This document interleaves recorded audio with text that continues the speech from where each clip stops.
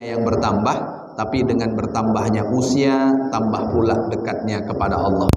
Allah berikan berkat bukan hanya sekedar nominalnya yang bertambah karena harga sawit yang naik, tapi dengan bertambahnya harta tidak membuat kita lalai kepada Allah Subhanahu wa taala.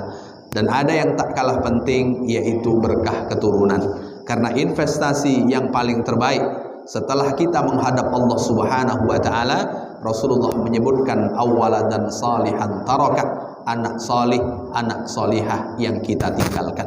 Makanya kita senantiasa memohon kepada Allah Subhanahu wa taala karuniakan kita keturunan yang salih dan salihah. Bersolawat kita kepada baginda Rasul dengan mengucapkan kalimat Allahumma salli ala sayyidina Muhammad wa ala ali sayyidina Muhammad.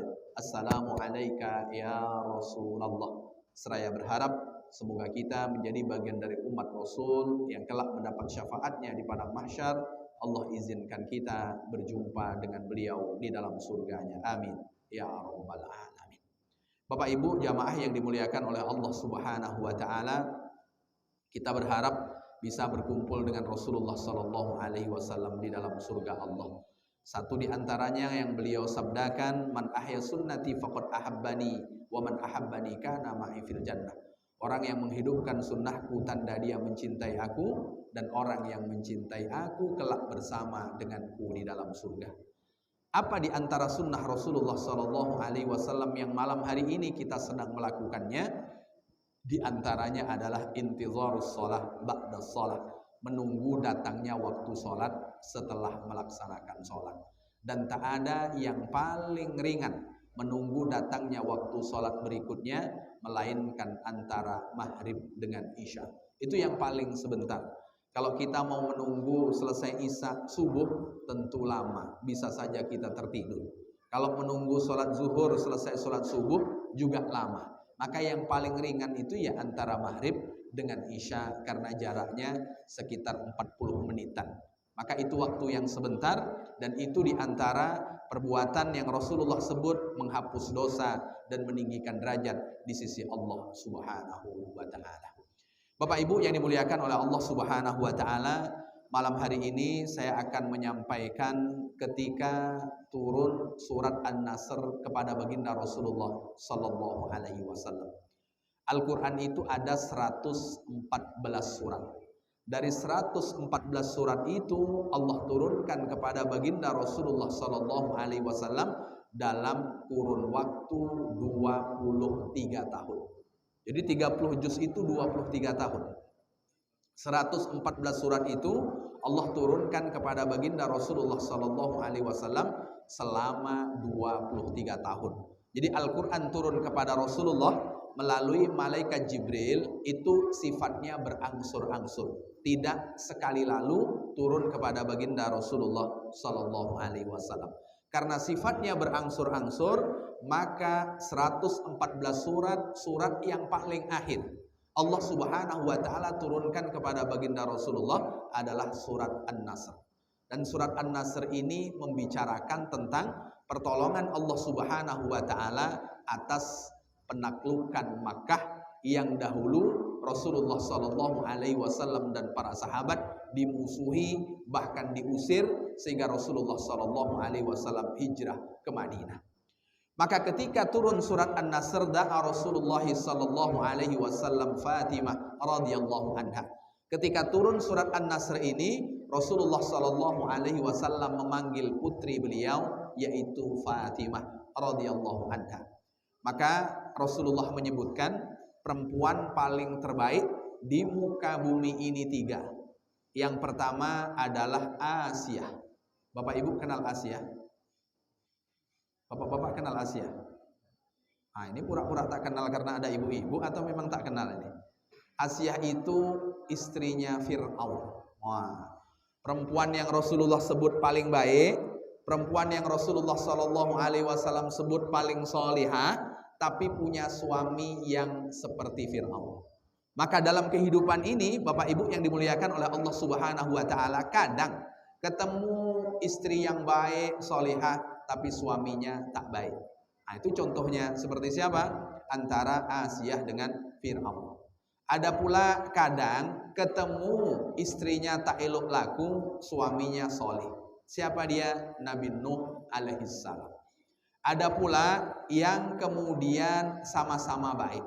Sama-sama baik ini ketika kita membaca kisah Ibrahim alaihissalam. Ini kan baik istrinya, suaminya juga elok. Ketika menceritakan baginda Rasulullah, elok suaminya, elok juga istrinya. Tapi ada yang sama-sama jahat. Yang sama-sama jahat itu adalah Abu Lahab dan istrinya. Abu Lahab itu nama aslinya Abdul Uzza, hamba Uzza, berhala Uzza. Istrinya itu panggilannya Ummu Jamil, ibu yang baik, tapi perilakunya jahatnya minta ampun. Saking jahatnya Abu Lahab dan istrinya, kedua orang ini Allah abadikan kisahnya di dalam Al-Quran. Dan Quran menyebutnya dengan surat Al-Lahab, atau kemudian dalam keterangan lain disebut dengan surat Tabbat. Jadi jahatnya minta ampun dua orang ini. Meskipun 40 tahun sebelum Rasulullah diangkat menjadi nabi, dua orang ini baik kepada keponakannya ketika baru lahir. Tapi setelah Rasulullah diangkat menjadi nabi, itulah mulai berlaku tidak elok, sampai Allah sebutkan tidak eloknya di dalam Al-Quran. Padahal nama panggilannya Ummu Jamil. Ummu Jamil itu nama aslinya Arwah. Jadi Abu Lahab namanya Abdul Uzza, punya istri Arwah. Ini sama-sama tidak elok. Kira-kira Bapak Ibu, dari beberapa pasangan tadi, kalau kita mau mencontoh pasangan yang mana ini? Halo Bapak Ibu. Dari beberapa pasangan tadi, Fir'aun dengan Asia. Ibu-ibu mau punya suami seperti Fir'aun, meskipun ibu-ibu seperti Asia? Tak mau. Kemudian contoh yang kedua, mohon maaf Bapak Ibu yang dimuliakan oleh Allah, seperti Nabi Nuh. Bapak-bapak belajar solih seperti Nabi Nuh, tapi punya istri seperti istrinya Nabi Nuh. Mau Pak? Tak mau. Kemudian yang ketiga, siapa dia? Yang ketiga antara Ibrahim alaihissalam dengan dua istri beliau. Nah, ini dua istrinya sama-sama elok, lalu kemudian Nabi Ibrahim juga solih. Rasulullah dengan ummahatul mukminin juga sama-sama baik. Yang tak elok, nah itu Abu Lahab dengan istrinya Ummu Jamil. Jadi antara Abdul Uzza dengan Arwah ini sama-sama jahat. Sampai kemudian Arwah mensedekahkan kalungnya yang paling besar, digunakan untuk menghalangi dan memusuhi baginda Rasulullah sallallahu alaihi wasallam. Maka perempuan yang baik itu Rasulullah sebutkan Asia, ada kemudian Sayyidah Aisyah radhiyallahu anha, kemudian yang terakhir adalah Sayyidah Fatimah radhiyallahu anha. Maka ketika turun ayat surat ini, Rasulullah memanggil Fatimah. Da'a Fatimah, Rasulullah memanggil Fatimah. Lalu kemudian Rasulullah sallallahu alaihi wasallam berkata, "Innahu qad nu'itu ilayya nafsi." Kata baginda Rasulullah sallallahu alaihi wasallam, "Sungguh aku menyedihkan diriku." Aku menyedihkan diriku. Maknanya Rasulullah itu sudah Allah berikan kabar kalau beliau itu akan meninggal. Makanya Rasulullah panggil putrinya, bahwa aku sedang menyedihkan diriku. Kenapa Rasulullah sedihkan? Karena kesempatan untuk menambah kebaikan akan segera berakhir. Kita bisa menambah kebaikan itu sebelum mati. Kalau sudah mati tak bisa kita menambah kebaikan. Maka Rasulullah SAW sedih. Ketika ini Rasulullah ceritakan kepada putrinya Fabakat. Lalu kemudian Sayyidah Fatimah pun menangis. Wajarlah seorang ayah bercerita kepada putrinya, "Nak, nampak-nampaknya ayah dah mau meninggal nih, nak. Nampak-nampaknya ayah dah mulai bau tanah nih." Biasanya putrinya akan menangis. Dan begitu juga Fatimah radhiyallahu anha ketika mendengar cerita ini dari baginda Rasulullah sallallahu alaihi wasallam, beliau meneteskan air mata. Lalu apa kata Rasulullah? "Isbiri, wahai putriku, sabarlah." Begitulah nasihat yang paling baik yang dilakukan oleh orang, baik orang kepada orang lain, kawan kepada kawan yang lain, bahkan antara ayah dengan anak atau antara anak dengan ibu. Isbiri, kata baginda Rasulullah, sabarlah wahai Fatimah. Fa innaki awwalu ahli lahiqan bi. Kata baginda Rasul, sesungguhnya engkau adalah putriku yang akan pertama berjumpa denganku. Engkau adalah putriku dari keluargaku yang pertama akan bertemu denganku. Itu yang dijamin oleh Rasulullah sallallahu alaihi wasallam. Dari sekian keluarga Rasul, yang pertama dekat dengan Rasulullah sallallahu alaihi wasallam setelah meninggal, setelah kemudian di kampung akhirat, siapa dia? Yang dijamin oleh baginda Rasulullah sallallahu alaihi wasallam adalah Fatimah. Fatimah itu yang Rasulullah Shallallahu Alaihi Wasallam sebutkan. Ini di antara komunikasi antara ayah dengan anak. Makanya kita selaku orang tua ketika bercerita dengan anak, jangan hanya sekedar cerita tentang senang. Kalau kita hanya cerita tentang senang, maka cerita itu tak akan pernah membekas dalam hati anak kita.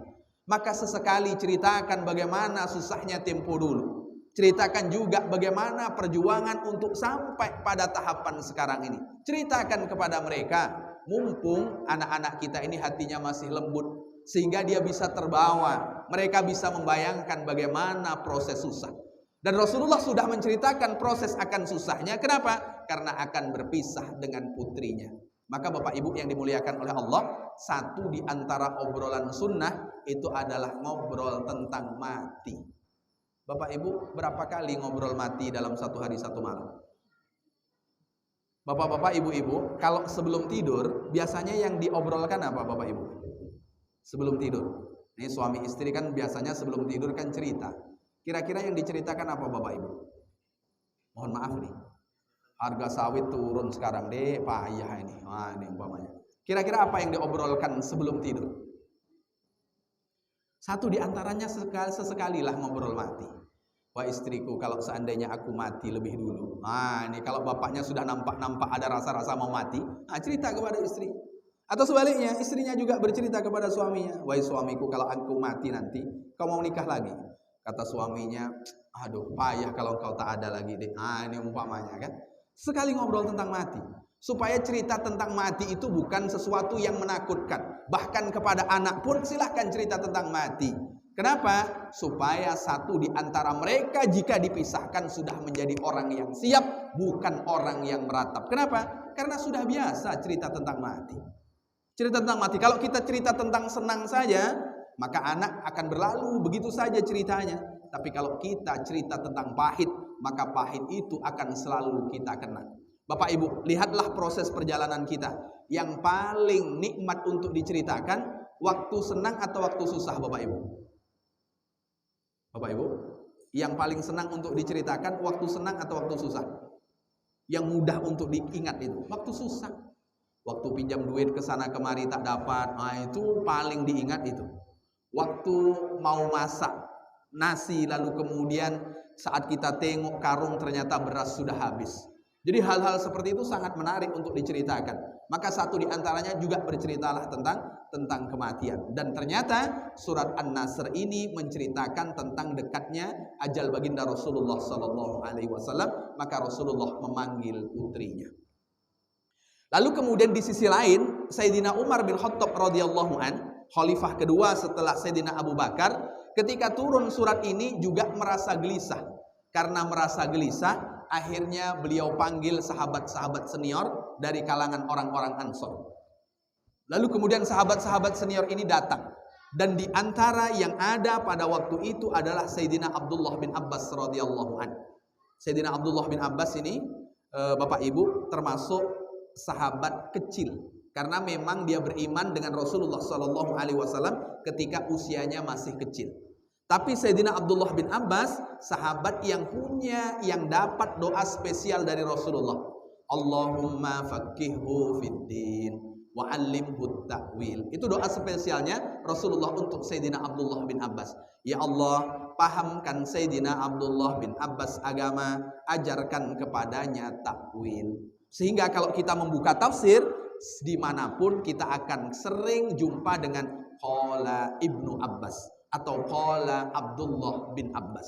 Kenapa? Karena didoakan oleh Rasulullah Sallallahu Alaihi Wasallam paham dengan kandungan Al-Quran. Makanya ketika dipanggil sahabat-sahabat senior terkait dengan makna kalimat yang ada di dalam surat An-Nasr, faqala ba'duhum, sebagian mereka berkata amarona an nahmidallah wa nastaghfirahu idza nusirna wa futiha alaina. Kata sebagian mereka bahwa surat An-Nasr itu Allah menyuruh kita, menyuruh untuk apa? Untuk memuji Allah, untuk beristighfar kepada Allah. Kapan? Saat kita ditolong oleh Allah, saat kita diberi bantuan oleh Allah untuk bisa menaklukkan Makkah. Dan rata-rata jawaban sahabat senior sama dengan yang kita bacakan pada waktu barusan ini tadi. Sama. Jadi artinya surat ini membicarakan tentang perintah untuk beristighfar kepada Allah, perintah untuk banyak memuji Allah, diperintahkan untuk banyak mengucapkan kalimat tasbih. Kapan? Saat dapat pertolongan. Ketika ditanyakan kepada Sayyidina Abdullah bin Abbas, seperti itu pendapatmu wahai Abdullah bin Abbas? Kata Sayyidina Abdullah bin Abbas, la ya Rasulullah, tidak wahai Rasul. Falidzalika alamatu ajalik. Dan pada waktu itu ketika Sayyidina Abdullah bin Abbas menceritakan tentang ini dari baginda Rasulullah, bahwa ayat ini membicarakan tentang sudah dekatnya ajal baginda Rasulullah sallallahu alaihi wasallam. Jadi ketika Sayyidina Abdullah bercerita tentang ayat ini membicarakan tentang qurbu ajali bagi Rasulullah sallallahu alaihi wasallam, dekatnya waktu wafatnya Rasulullah sallallahu alaihi wasallam. Begitu Sayyidina Abdullah bin Abbas mentakwilkan ayat Al-Qur'an sampai kemudian seperti tidak ada lagi kaitannya dengan tekstualnya. Surat An-Nasr 3 surat itu mana ada yang berbicara tentang mati. Tapi kemudian Sayyidina Abdullah bin Abbas memahami karena ini surat yang terakhir, maka surat ini berbicara tentang dekatnya masa wafatnya baginda Rasulullah sallallahu alaihi wasallam. Karena sudah dekat masa wafatnya baginda Rasul, karena sudah mendapatkan pertolongan dan Makkah ditaklukkan, dan kemudian Al-Quran selesai diturunkan, ya sudah tinggal dekat lagi ajal baginda Rasulullah sallallahu alaihi wasallam. Maka usia Rasulullah sallallahu alaihi wasallam ketika wafat 63 tahun. Kira-kira Bapak Ibu, usia kita sekarang ke 63 jauh atau dekat? Ke 63 jauh atau dekat? Dekat. Orang kalau bertanya tentang harta, yang masih atau yang sudah dipakai? Harta. Yang masih atau yang sudah dipakai? Yang masih. Yang sudah dipakai tak pernah ditanya. Kalau berbicara tentang usia, yang ditanya yang sudah dipakai atau yang kemudian tersisa? Usia. Berapa umur Bapak